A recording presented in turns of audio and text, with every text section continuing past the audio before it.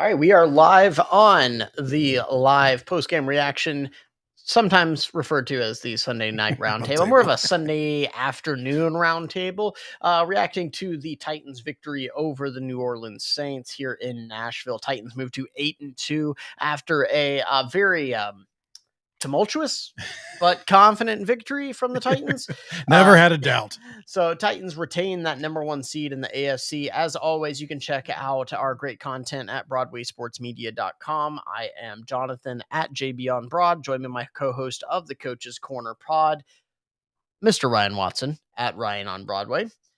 And as always, if you would like to join in on the conversation, make sure that you're jumping over to our Facebook and or YouTube channel. Because Twitter sucks. We don't control Twitter. Yeah. So feel free to jump on over there. And I see already some comments coming in here, tighten up. And frankly, Titans moved to 8-2. Hard to be too concerned with what you saw there. There are definitely some things that they need to correct, but considering the injuries which continued to pour in, they come up with the W, and that's all you can really say. Ryan, what's your initial thoughts? They tickled their way to a victory today, and and even with Chris Jackson trying to give the Saints every single reception that came his way, I mean, to say that he had a bad day is an understatement, and I'm sure we'll get to that because you'll probably have some thoughts there. But it just, we talked about it in the Coach's Corner this week. Shameless plug. Please check out our podcast there. We said that if you're expecting a blowout, it's not going to be there because the Saints still travel with the defense and they play very well on defense. So it shouldn't be that surprising that the offense for the Titans would have not struggled today, but have difficult finding their footing, and especially in a time of flux when they're trying to recapture their identity as far as who's going to be the playmaker, who's going to be who they go to. Stuck with the run all day. You saw it start to break away kind of late a little bit. And I'm not saying that there were some 20, 30 runs, but it was nice to see Adrian Peterson break off some of these 5 or 6 runs late in the game. And like you said, it's still kind of he's a pretty ball runner. He still runs the ball pretty well once he gets into it. He's fun to watch. He's not that explosive from Derrick Henry.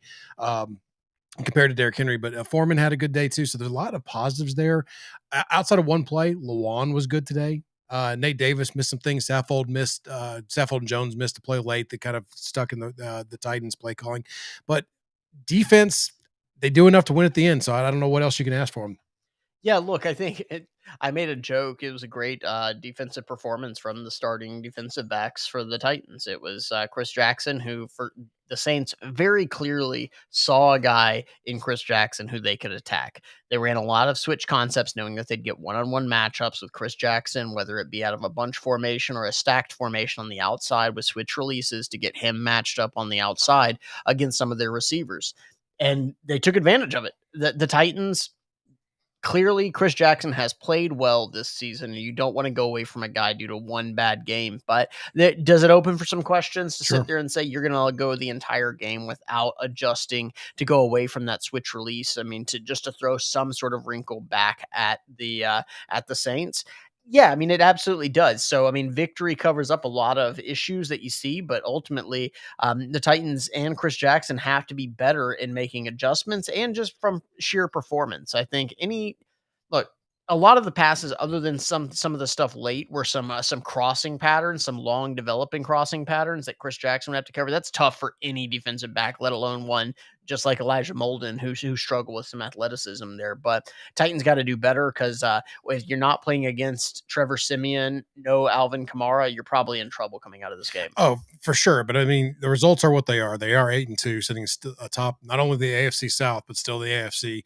I think that they were going to be atop the AFC South thanks to the Dolphins beating the Ravens on Thursday night, regardless of what happened today. In the AFC? In the AFC, whatever I said, in the whole AFC. So it's nice to see that they had a win there. I don't know. I kind of lost track of it, what the Colts and the Jags game was. But don't have the final score yet. But if the Jags can pull that out, or if they could have, and it looks like they have the ball, 132 left in the game at this point in time on the Colts. So if the Jags can somehow pull that game out, then that's really going to make things sitting pretty here, approaching the bye week for the Titans as well. So one thing though, and I kind of want to touch on, because there was some good sacks, some good pressure throughout the first half, but throughout the second half they were able to get there a little bit. But the thing that the defensive line was able to do today was they were tipping a lot of passes at the line.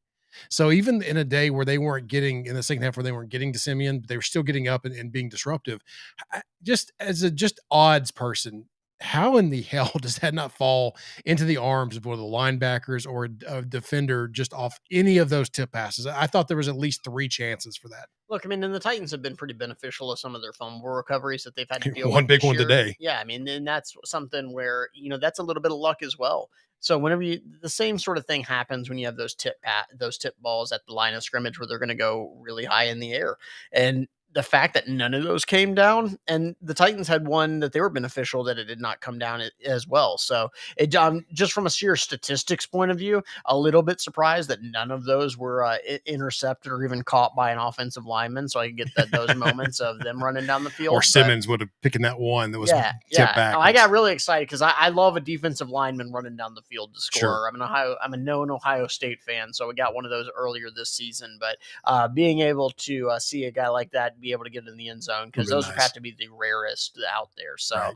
I got really excited for that. But ultimately, the Titans. You talk about the defensive line, and I thought they had a really good start to the game. You saw that Bud Dupree will have to see what his injury status is coming out of this game, because that is a position that they cannot afford to deal with a lot of things. Jeffrey Simmons spent some time out of the game. Ola Daney spent some time out of the game. That is a unit they need to keep intact. They didn't play poorly. In fact, one thing that was encouraging here is that the Saints will probably challenge them in the run game more than most teams have in recent past, and stayed fairly committed to it. Mark Ingram, next whoever was lined up on Chris Jackson on any play, was probably the most consistent player. And the fact that the Saints were able to attack that direction, and they held up pretty well, and they were missing both of their inside linebackers, I thought that was a little bit encouraging. I've been on record saying that teams that really commit to the run against them would be the teams that I would be worried about, just until you see it from this team. So that in my opinion, that was a bit encouraging. Yeah, go to the comments just a little bit here just to catch back up. Tickle tickle Derek Green. Yeah, definitely. Clowney Super Bowl confusing. I guess that the handle hasn't changed since Clowney was on the Titans. I'm hoping I can't really see that picture, but stop slipping on down Foreman. Here's the thing: Foreman looked like the better running back for the majority of the game. He also got a chance to run left early as well, where Peterson was running right. I'm not saying that was the only thing, but Foreman's got some juice to him. I think he's the closest that they can probably get to in replacing Henry. You can't replace Henry, and he's not close. I'm just saying that with the running backs that are on the roster, he's the closest that's going to get there. So with his past concerns, with like Jonathan has pointed out a few times with ball security, you just want him to keep securing the ball and making his plays. And I think that he's going to be fine. They're going to work him in. It wouldn't surprise me if he wasn't the starter, again, the starting reps, and then Peterson kind of spelling him at some point in time, kind of a thing. So I agree with you there. Foreman definitely looks like the better back as of now that's currently on the Titans. And then, of course, Michael saying the offense has to get going before the playoff run. 100% agree with you. And they're still kind of working this out. So they've got the bye week coming up in a little bit that you hope that they can get right over that week. And I don't mean just get right scheme wise. I mean, get right healthy wise too, and get some guys back, or get closer to guys getting back. I don't think all this is going to be fixed until Henry is back, because they're not changing major scheme here. But also, and to touch on the last point for Jalen, this leads into that. Do you think that AJ is going through something mentally? I thought it was very brave, and I thought that the message that AJ put out this week on social media about dealing with that side of depression and anxiety and some of these pressures. You think that these guys make money, they should just go out and do their job. Well, they're still human beings, right? And they're still going to struggle with things. I mean, we all struggle with things on a day-to-day basis. They're not any different. And for him to recognize that, I want to applaud him for that, and say how brave. And it's also a message that needs to be out and for people. Is he going through something mentally? I'm not sure. But I think he's putting a lot on him. And so you combine some things there, and he's going to also get a lot of the attention from opposing defenses and coverage schemes and everything. So there's a lot going on there. I'm not going to say that it's one thing or another. I'm saying that if you're noticing some struggles, it could be something due to outside of him. And I think that him just speaking on it just kind of makes him, because I know myself just personally, just to kind of bring this down a little bit. And I'm sorry about preaching here, but I think that for myself, definitely, that when I recognize when my depression or my anxiety is coming on, that's when I can pull myself out of it quicker, because I can talk about it. And too far in this country, alpha males and these superior athletes are supposed to be tough and not be able to talk about stuff that they're dealing with and stuff that's bothering them. So it's a good step for him to be able to do that. And I apologize for doing this far. But that's good for him to do that. So hopefully this is a sign, if he is going through something, that he's going to pull himself out of it.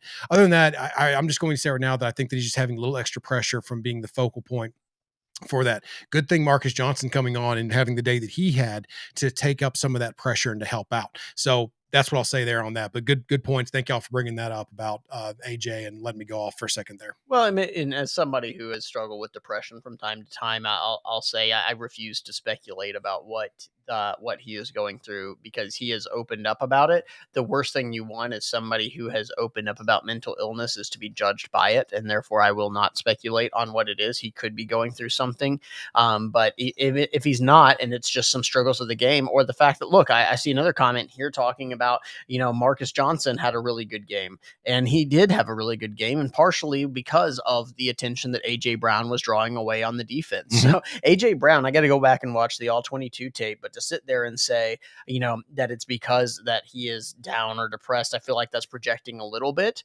in what AJ Brown is doing. And I know that sounds like I'm attacking you a little bit. That's not what I mean at all. No. I just wanted to speak. Yeah, no, I just want to be clear. I am attacking you. No, I'm just, and so no, that's one of those things that it's a sensitive subject to me, and I don't want to project things, because when somebody is dealing with something, they need to be there. We need to be supportive of it. When they're not, I don't want to speculate and feel like somebody can't open up, because then everybody's going to assume that's what the issue that this guy's dealing with. So I think that's a touchy subject. And so for that, I am going to pivot and move on. Thank you for sharing, Ryan. And ultimately, AJ, I think, is going to be all right. I think he has been struggling with the drops a bit, but I also don't think you can think back to last year. He had some drop issues as well. So I think that can just be a part of his game, unfortunately. And so he'll get through it. I think he'll be fine. I didn't see anything today that was necessarily super concerning from him. No, I agree. I agree with everything you just said there. I kind of went off the rails there with my comments and everything. So, but it was just me kind of venting and flowing. So sorry about that. But yeah, but definitely, I think the point there is, I think with more concerned with the offense. Obviously, you come in here, but again, you can have your concern with the offense because you still don't know. This is also, they played back-to-back defenses that were really good across the board. They've got good secondaries, so you can't really take advantage of trying to throw the ball. They've got great defensive fronts and great players along that defensive front. And the linebackers had a little, especially today, the linebackers were a little free to flow and disrupt a lot of the rush lanes for the Titans during the game. So, but again, I come back to this. It's more for me watching this play is that when you get down to the style of play that the Titans have, even when Derrick Henry's here, you have this narrow margin of error, right? Where any holding call or a false start on 3rd and 6 going to 3rd and 11 is going to make it feel like, oh crap, we're really our backs against the wall here, because that's just how this offense is set up in general. Now you take Derrick Henry away from that throughout the game, and you still have the false starts from Firkser. You still have some of the miscommunication on play blocking and some of those, those are the things that you have to try to clean up and just play a clean game. They come out with a victory. That's the thing, even with these struggles, defense playing where they are. And you said it all the time last year, if the defense is just bad, they win more games and they're probably Super Bowl contenders. The defense is better than bad right now as it stands, outside of one guy today, It sounds like we're being hard on Chris Jackson, but I will defend him a little bit. He has been fairly good overall on the season. So he had a bad day. It's one game. Just like Taylor Lewan he had one bad game at the beginning of the year, has not been bad the rest of the year. So let's not pile on a guy too much, but at the same time, pile on him today, but give him bad. Yeah. Bad game from Chris Jackson today. Yeah. Tyler, agree with you. Play calling was conservative in the second half. I outside of one instance where we're late in the game, they decide that they're going to try to throw it and it gets tipped up, and I thought it was going to be picked. And I'm sitting there thinking, why in the hell are you passing in this situation? Just because you are being conservative, you're trying to run as much clock as you can, get them to waste their timeouts. I hated that play call on that. Was it 2nd and long? I think I can't really remember. It was second and long. I hated that play call. So in a time when they're conservative for most of the second half, they choose to be unconservative there, and I didn't like it. So, but I think that again, the coaches I think are still trying to find their way in this new offense as far as not having Derrick Henry, because you have so heavy of your playbook filtered through one individual. And when that individual is not around, you have to find who that next person to step up is. And maybe it's Foreman, like we've pointed out, that he needs to get a little more playing time. He needs to get a little more action there. But the offensive line, this was their first time back healthy as well as unit. And then they still lost Nate Davis during the game. in the run game. So he's had his problem in pass protection this year, but he's been really good in the run game.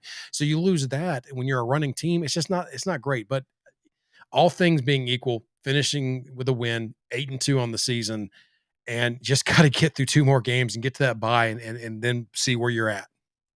Yeah, and I think ultimately that's all you're kind of playing with house money over the next 3 weeks, right? And 3 weeks, including this game, that you're trying to get to that bye week. You put Julio Jones on IR to let him get fresh for the playoff run. That's what you draft. That's what you traded him for to bring in here, not to put up stats during the regular season, but to go over the top in the playoffs to make that run. So can you go 2-1, 3-0? Over the next 3 weeks and get to that bye week, knowing that that's when your team is going to get tentatively a little healthier. This is a team that is the most injured team in the entire NFL. So I think right now you're 1-0. You're 1-0 of those 3 games. So again, you're playing with house money. Keep pushing forward, and it's hard to be too upset. It's not going to be pretty in a lot of these situations. It's get to the bye week. Get to the bye week, and then you may set yourself up to have a second bye week, and that comes before the playoffs really start because you may be sitting at home during wild card weekend. And I don't want to take the Texans lightly because I don't think you need to take any NFL team lightly. But next up is the 1-8 Houston Texans and what they've all been going through this year in the fire cell. They started the season. I think we had a running joke that I have never seen a team try to roster a 53. That's my joke. Don't steal my joke. It's the best 53-man special teams roster I've ever seen. Right. So they started with that. So thank you for correcting me there. So they started with that, and now they had a fire cell among those practice squad players, special teams players. So I don't want to take them lightly, even though we're making jokes. But you've got them next, then the Patriots, and then you finish up the season with the Texans. So you've got to you cannot drop this game to the Texans. Patriots, they're playing well, but in the shape of the Titans, I'm not saying I accept a loss, but that's what makes the Texans a must win because of how well the Patriots have been playing and how well Dirty Mac Jones has been playing over the past couple of weeks and really starting to pick up steam there. So that's why this next week is very important. And honestly, you can't drop that egg. That's it. But you talk about the second bye week. In that last week, it's because the Texans are sitting there. But you've got to get through there. You got to get through the next few games and get some guys back and get healthy, and then start getting some reports on Henry to see if he's really out just for the regular season or not.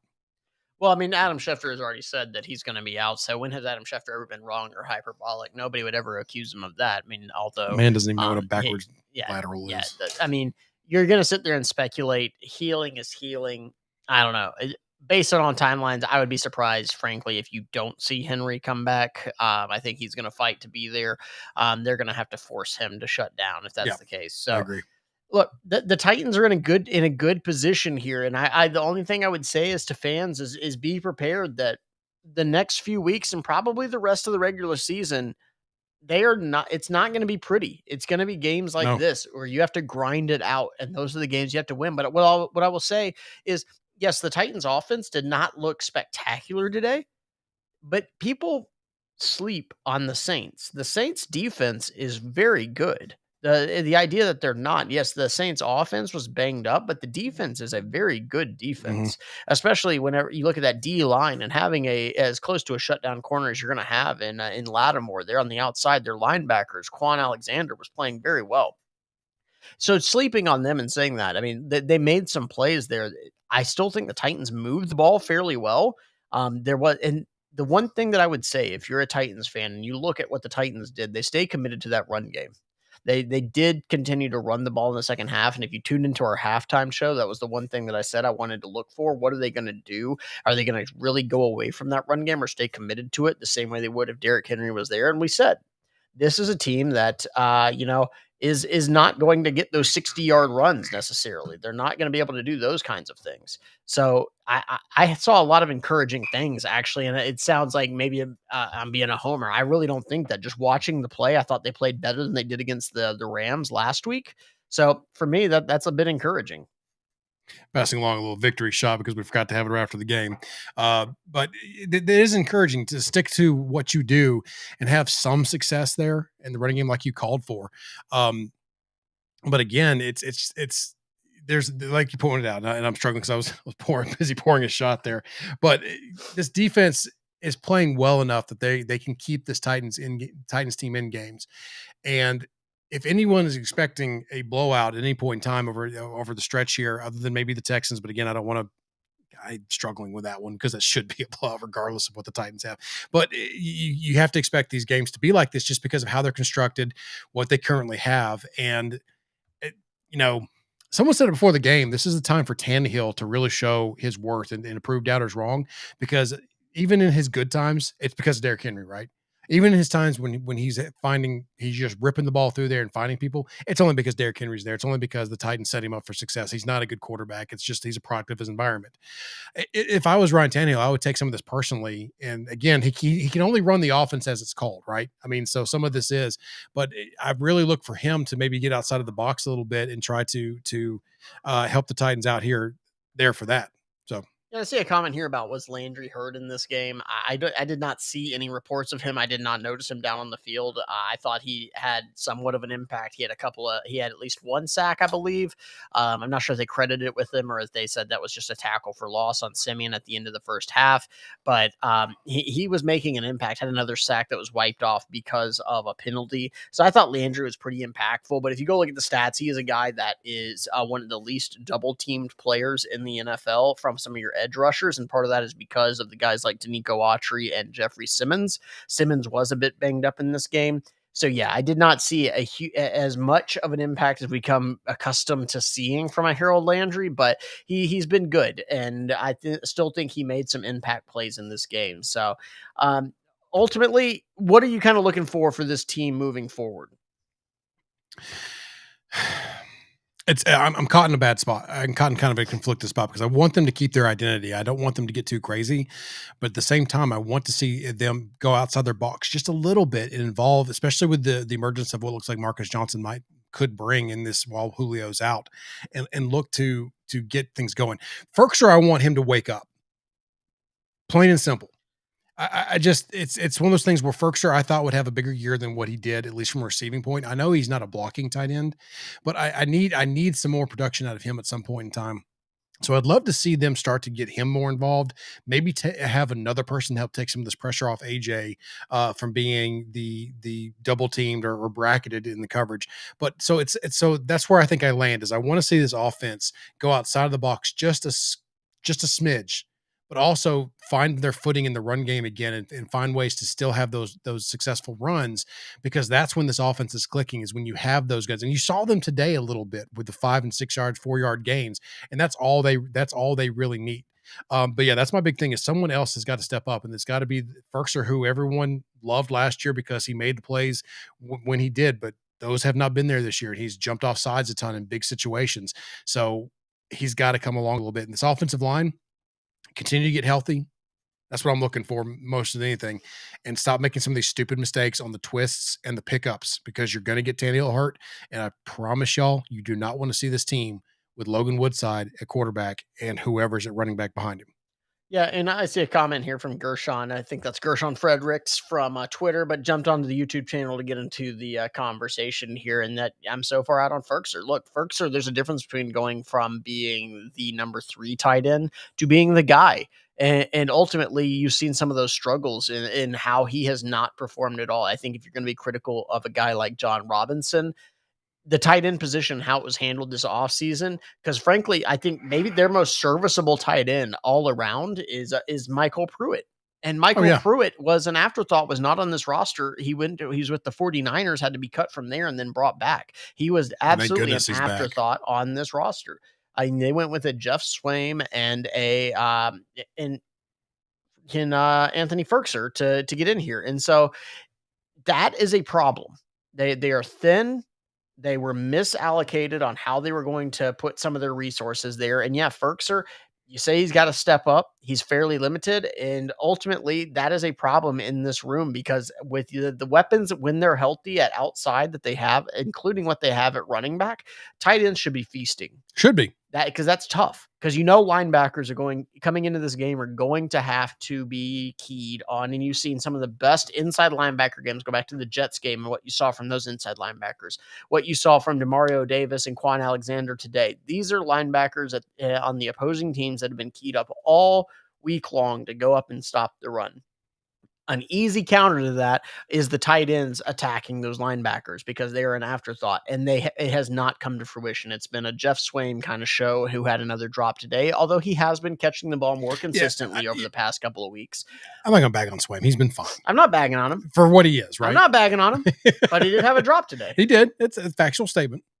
Look, and he's making the easy catches, which is a step up from where he was earlier in the season. But the problem is that Michael Pruitt, I love the way he plays the game. I truly do. He's one of my favorite players to actually watch just play. He's arcole. But should he be the arguable best tight end on a roster? Probably not. No, but he's good in what role he is slotted to be in. That H-back kind of, you want him to get some blocks. You want him to be that safety valve in the pass game. And that's what you're seeing. He excels in those roles. But again, Firkser has to be the guy because he's not really even a tight end with what he does. He's a big receiver who can play out of the slot and play from tight end, even though I think that it's very minuscule what his snaps were across the season last year from it actually in a tight formation. So you've got to see some more there. And the Titans have got to find that extra playmaker who's going to step up. And Tannehill's got to take some of the pride here to do that, to lead these guys through, because I think he's very capable. And that's the thing on offense is you can't waste what the defense is doing right now, because even though there were some struggle plays today, overall I thought the defense played well. There was a couple drives, obviously late. Let's not kid ourselves that whoever's at quarterback for the Saints, let's look back a couple years when Drew Brees was hurt. Let's look back when Bridgewater comes in. Let's look back and Jameis stepping in. Sean Payton is an offensive genius. Oh yeah, when it comes to Payton's things. a great head coach. So even though they're dealing with some injuries on the side of the ball, and they're dealing with backup quarterbacks, and let's say, well, why did the defense let this? But Sean Payton's still there, so you have to take that into account. So I thought they played a pretty good game, got the stops where they were. This isn't the defense you had from last year that was like, well, it's third and it's 6 and under, it's going to be converted. It's not the same defense. So you have to be able to take advantage of the way that defense is playing, and they're not healthy either on that side of the ball, 100%. I mean, the linebacker room is decimated too right now. So that's a lot of things going. I don't want to say going for the Titans, because a lot of bad things things going against the Titans. That's what I should say. So what I'm looking forward is just, I think the main point after all this rambling, get healthy. I mean, it's really a race to the bye week. Mm-hmm. Get to the bye week, get healthier, and make that run into the playoffs. Can you get that number 1 seed, get the extra week of rest? But I mean, ultimately, it's hard to. We're being nitpicky. The team is 8-2, and you could say despite some of their best efforts. The other thing I will say is that when you look, I have preached for years that the Titans or not just Titans, football is a game of matchups. Right. When you look at how the Saints attacked the Titans today, it was by attacking their number 4 corner there, and their number 4 corner being Chris Jackson. I promise you that there are not many teams out there that are equipped to go to the 4th option regularly and how developed their pass game is. The Saints are able to do that. There are other teams out there. Tampa Bay is capable of doing that same sort of thing. But other teams, Baltimore's not equipped to do that. The Chiefs are not equipped to do that. The Bills are not equipped to do that. That's just not how they operate. Yep. So whenever you look at that it's hard to sit here and say some of the things you saw were good, but frankly, they were. I mean, Christian Fulton back from an injury. Byard still playing well. Amani Hooker, pretty much unheard of, and Elijah Molden, pretty much unspoken about. Those Which is are good things. Good. Exactly. That's good. These are good things to be. Tackle and corners do not want to be talked about unless they're making a pancake block or a pick six. So I sit there and I say, yes, are there things to clean up? Chris Jackson maybe had his worst day as a pro, and that includes his rookie season, but he's going to be better. You're not going to be as bad as he was today. And he has not been bad. He has come up with some great football over the last few weeks, dealing with injuries, having to play outside, which is not his position. Although maybe it is. I don't know. If he keeps playing like that inside, maybe that is his position out. So maybe we go back to that. So ultimately, I think the Titans, yes, there are things to improve, but you're 8-2. Survive. And I see survive and advance, and that is ultimately exactly where you need to be. What are we looking for moving forward, other than just saying get to the bye week? Give me one thing.